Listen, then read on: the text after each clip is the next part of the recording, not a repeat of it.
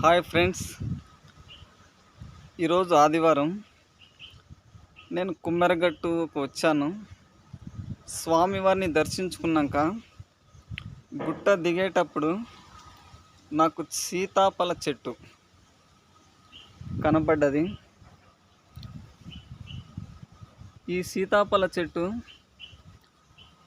ఎలాంటి కలుషితం లేకుండా మనకి ఫలాన్ని ఇస్తుంది.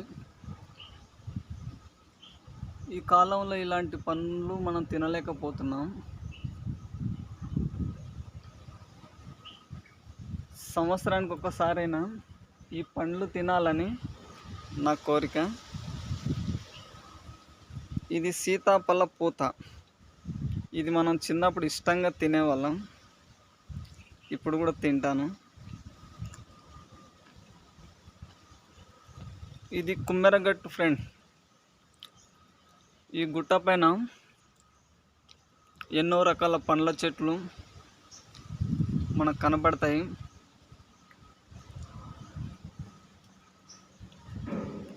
Boy friend.